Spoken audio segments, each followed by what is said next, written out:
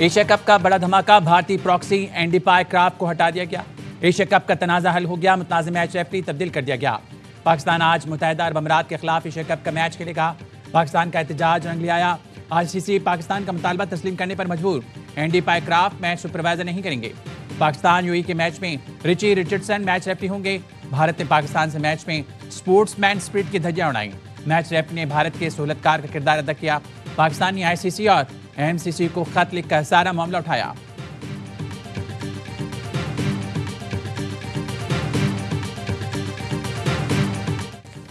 Match referee Andy पायक्राफ्ट भी भारतीय proxy निकला। एशियन क्रिकेट काउंसिल की तहकीकात मुकम्मल। मैच रेफरी और भारत का गठजोड़ भी नकाब। ज़राए का कहना है मैच रेफरी एंडी पायक्राफ्ट ने भारत के साथ मिलकर काम किया। कानून के मुताबिक मैच रेफरी को मैनेजर के जरिए पैगाम देना होता है, लेकिन पायक्राफ्ट ने टॉस के वक्त सलमान आगा का माइक बंद करा के कहा हाथ नहीं मिलाना। साबित हुआ कि एंडी पायक्राफ्ट ने जानबूझकर हाथ मिलाने से रोका।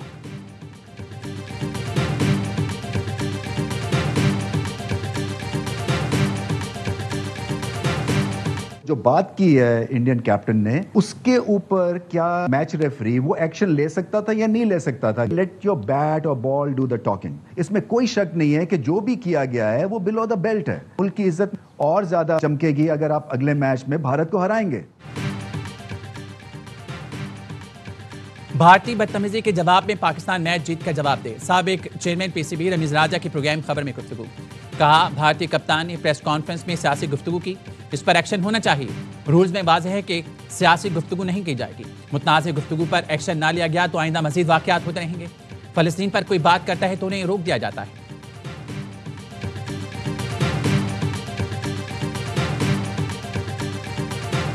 अब 6 जहाज भी गिर गए, जंग भी हार गए। आप क्रिकेट के मैदान में आके हम हाथ नहीं मिलाएंगे, हम फलां करेंगे, धमका करेंगे। एम्बैरेसमेंट को ओवर करने का एक तरीका होता है। ये वो लोग करते हैं जिनके कोई एथिक्स नहीं होते और जिनका कोई ऑनर नहीं होता। भारत का गैर जिम्मेदाराना रवैया खेलों के मैदान तक पहुंच चुका। जंग के मैदान में शिकस्त के बाद भारत अब खेल में ओछे हथकंडे इस्तेमाल कर रहा है। विफाकी वज़ीर इत्तलात तारड़ का इंस्टीट्यूट ऑफ रीजनल स्टडीज की तकरीब से खिताब। कहा पाकिस्तान ने भारत को बिला जवाब जहारियत का मुंह तोड़ जवाब देकर फतुहात की नई दास्तान रकम की। पाकिस्तान के भरपूर जवाब पर भारत ने जंगबंदी की दरख्वास्त की। पाकिस्तान ने भारत के गुमराहकुन प्रोपेगेंडा बेनकाब किया। इन्हों का मेन स्ट्रीम अपना मीडिया है। हुण वो कह रहे देखो कितनी बड़ी बात है कि हाथ नहीं मिलाए। मतलब ये कोई ऑपरेशन संदूर जीत गए। पाकिस्तानी खिलाड़ियों से हाथ ना मिलाकर कौन सा ऑपरेशन सिंदूर जीत लिया? भारतीय पंजाब के वज़ीर आला ने मोदी सरकार और भारतीय टीम को आड़े हाथों ले लिया। बोले पाकिस्तानी अदाकार की फिल्म भारत में रोकते हैं, लेकिन मैच इसलिए खेलते हैं कि आईसीसी का सरबराह अमित शाह का बेटा है।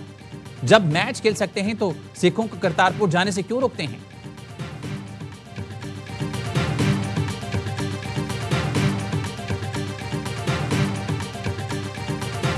बैरन महसूस और मार्का हक की कामयाबी के बाद हिंदुस्तान बुखलाहट के शिकार है। कामयाबी से तहरीक आज़ादी कश्मीर के हौसले बुलंद हुए। हिंदुस्तान अपनी खिफत को छुपाने के लिए मुमलकत पाकिस्तान के दीगर सूबों बिलखुसूस बलूचिस्तान की तर्ज पर आज़ाद हिंद को सियासी ज़रियाती तौर पर अदम इस्तेकाम का शिकार करने की तरफ है।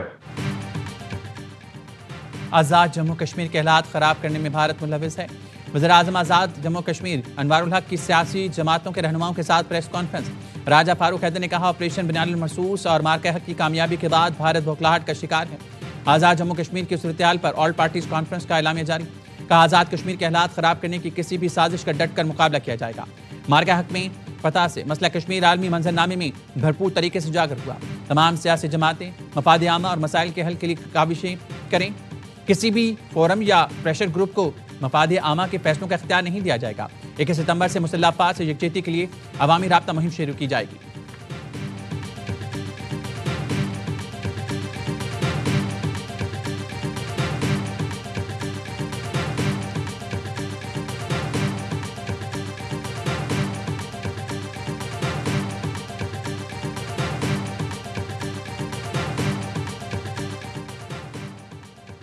वज़ीर-ए-आज़म शहबाज शरीफ की अमरीकी सदर डोनाल्ड ट्रंप से मुलाकात मुतवक्के। 26 सितंबर को यूएन जनरल असम्बली इजलास की साइड लाइन पर मुलाकात का इम्कान है। वज़ीर-ए-आज़म शहबाज शरीफ सह मुल्की दौरे पर आज रवाना होंगे। सिफारती ज़राए के मुताबिक वज़ीर-ए-आज़म पहले सऊदी अरब फिर बरतानिया जाएंगे। अक़वाम मुत्तहिदा जनरल असम्बली से खिताब 26 सितंबर को होगा। वज़ीर-ए-आज़म शहबाज शरीफ की दोहा में ईरानी सदर डॉक्टर मसूद से मुलाकात। वज़ीर-ए-आज़म ने कहा, पाकिस्तान ईरान के साथ बाहमी दिलचस्पी के शोबों में ताउन को फ़रोग़ देना चाहता है। ईरानी सदर ने मसला फ़लस्तीन पर पाकिस्तान के मौक़िफ़ को सराहा। नायब वज़ीर-ए-आज़म इसहाक़ डार और फील्ड मार्शल सईद आसिम मुनीर भी मौजूद थे। वज़ीर-ए-आज़म और अमीर कतर की मुलाकात, शहबाज शरीफ के दोहा में इसराइली हमले की मज़म्मत, कतर की मुकम्मल हिमायत और यकजहती का याद किया।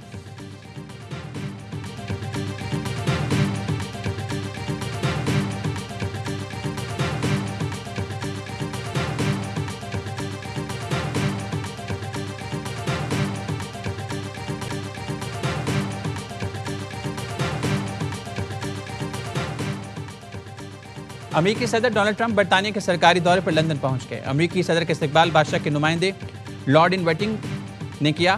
फॉरेन सेक्रेटरी और अमेरिकी सफीर भी इस्तकबाल करने वालों में शामिल।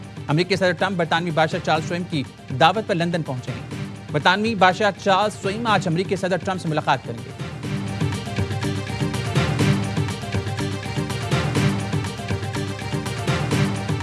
He won't be hitting in Qatar, and actually they've been a very good ally, and a lot of people don't know that. But he won't be hitting Qatar, but he will be maybe going after another. Hamas said they're going to use the 20 hostages as human shields, so that if Israel goes forward, they're going to die. Qatar हमारा इत्तेहादी मुल्क है। Israel Qatar पर दोबारा हमला नहीं करेगा। अमेरिकी सदर ट्रंप कहते हैं, हमास ने कहा वो यरगमालियों को मार देंगे। हमास यरगमालियों को इंसानी ढाल के तौर पर इस्तेमाल न करे। हमास रहनुमाओं को बखूबी इल्म है कि इस इकदाम के कितने संगीन नताइज होंगे। अमेरिका और कतर का सिक्योरिटी पार्टनरशिप बरकरार रखने का ऐलान। अमेरिकी वज़ीर ख़ारजा के अमीर कतर से मुलाकात, कहा कतर को सालिस का किरदार अदा करते रहना चाहिए। दुनिया में कोई मुल्क मुज़ाकरात से गजा जंग खत्म कराने में मदद कर सकता है तो वो कतर है। कतर की कोशिशों से यरगमालियों की रिहाई मुमकिन होगी। कतरी वज़ारत ख़ारजा कहना है, इसराइली हमले ने अमेरिका के साथ नए दिफाई मुआहदे की ज़रूरत बढ़ा दी।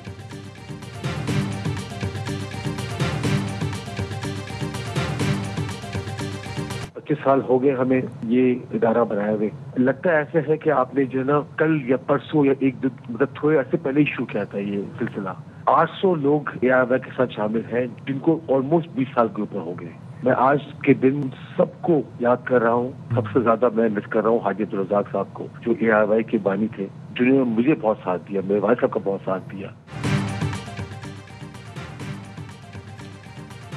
25 साल बीत गए। लगता है कल परसों नेटवर्क शुरू किया।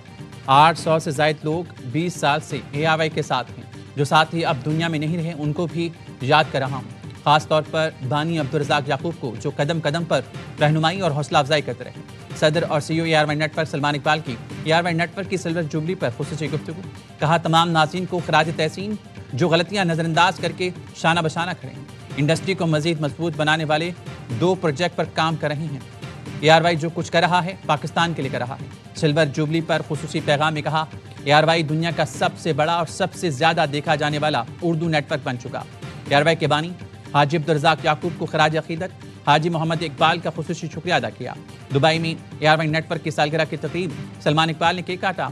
वाइस चेयरमैन हाजी अब्दुल रऊफ ने AIY हेड ऑफिस में टीम के साथ केक काटा।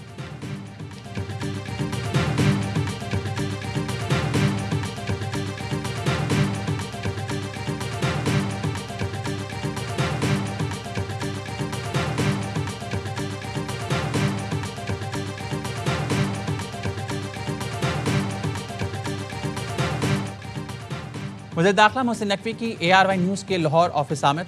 AIY नेटवर्क की सिल्वर जुबली का केक काटा। कहा, हाजी मोहम्मद इकबाल मेरे बड़े हैं, मुबारकबाद पेश करता हूँ। सलमान इकबाल ने हाजी अब्दुल रज़ाक और हाजी मोहम्मद इकबाल के सफ़र को जारी रखा। AIY नेटवर्क की टीम मुबारकबाद की मुस्तहिक है। गवर्नर पंजाब सरदार सलीम हैदर और वज़ीर इत्तलात पंजाब असमा बुखारी, स्पीकर पंजाब असम्बली मलिक अहमद खान ने भी केक काटा। गवर्नर हाउस कराची में कायम मुकाम गवर्नर सिंध अवैस कादिर शाह ने AIY की सालगिरह का केक काटा। कराची ब्यूरो में भी नामवर शख्सियात ने AIY की सिल्वर जुबली का केक काटा। एडिशनल IG तर्जुमान Sindh rangers mayor Karachi Murtaza Wahab, opposition leader Sindh Ali Khurshidi, German consulate के नुमाइंदों ने कराची ब्यूरो का दौरा किया। हाजी इकबाल को गुलदस्ता पेश किया। वज़ीर आला सिंध, वज़ीर आला बलूचिस्तान और वज़ीर आला KP ने सिल्वर जुबली पर मुबारकबाद दी। सक्खर, मुल्तान समेत दीगर ब्यूरोज में भी AIY नेटवर्क की सिल्वर जुबली सालगिरह पर पुरजोश अंदाज में मनाई गई।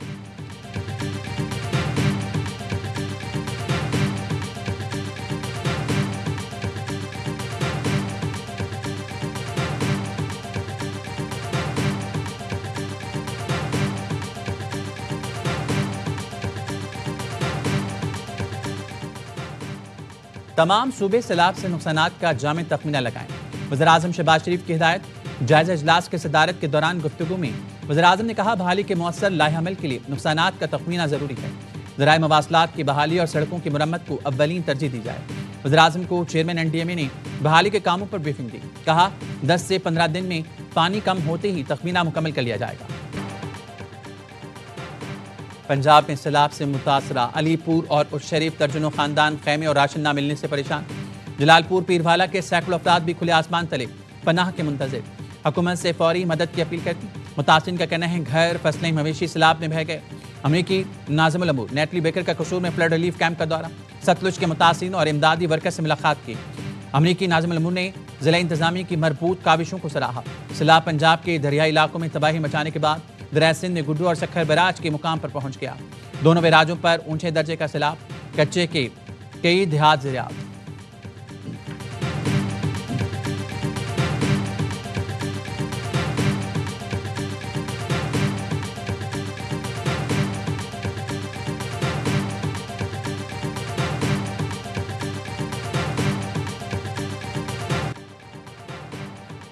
इसराइली फौज गजा पर कब्जे के लिए टैंकों के साथ दाखिल। सहूनी फौज की दहशतगर्द कार्रवाई में मजीद 89 फलस्तीनी शहीद।